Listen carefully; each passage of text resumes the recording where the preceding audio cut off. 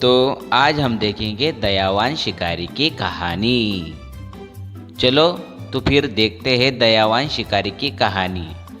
एक गांव में एक छोटा सा घर था, जिस घर में दयावान शिकारी रहता था और उसकी पत्नी और उसका छोटा सा बेटा था। वो काफ़ी खुश रहते थे।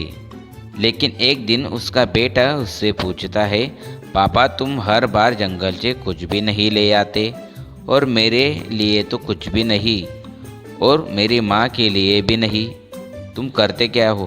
बेटा जंगल जाना कोई आम बात नहीं, वहाँ पर काफ़ी खतरनाक जानवर रहते हैं, तुम मेरे साथ नहीं आ सकते और तुम जब बड़े हो जाओगे तब मेरे साथ मैं तुम्हें ले जाऊँगा, बेफिक्र रहो।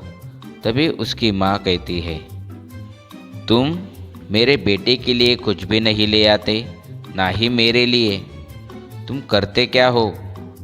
बेचारा शिकारी अपनी पत्नी की बात मानकर वहाँ से चला जाता है। और शिकारी एक दयावान था, उसे शिकार करना बिल्कुल ही नहीं पसंद आता था, क्योंकि उसे जानवरों पर काफ़ी दया आती थी।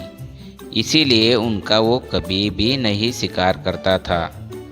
एक दिन की बात है, शिकारी जंगल जाकर लकड़ियाँ तोड़कर गांव में बेचता था और उसी पैसे से उसका घर का गुजारा चलता था।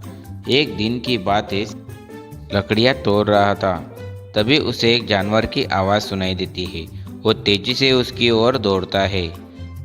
उसे वहाँ पर एक नाग दिखाई देता है और नाग काफ़ी जख्मी होता है। वो नाग को देखकर उसे ये कहता है, तुम घबराओ नहीं, मैं तुम्हें मेरे घर ले जाऊँगा।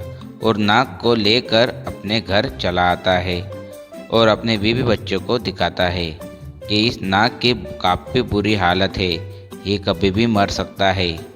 उसकी पत्नी और उसका बेटा उसकी बातें सुनते हैं। शिकारी की सारी बातें उसकी पत्नी सुनती है। तभी उसकी पत्नी शिकारी से कहती है कि तुम इस तरह से जानवर घर पर ले आते हो, कुछ दिन ये जानवर हम पर ही हमला बोल देंगे। लेकिन शिकारी काफ़ी दयावान था। वो ये समझता था कि जानवरों की सेवा करना सबसे बड़ा धर्म है और इस धर्म में कोई भी मतभेद नहीं करना चाहिए। अपनी बीवी को समझाता है और इतना बोलकर फिर से जंगल में चला जाता है।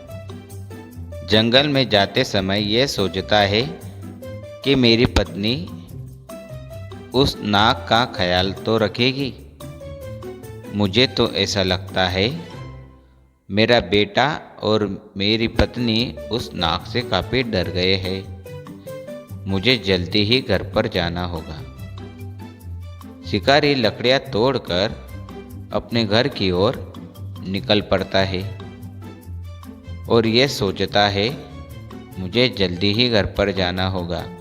शिकारी जल्दी जल्दी अपने घर की ओर निकल पड़ता है।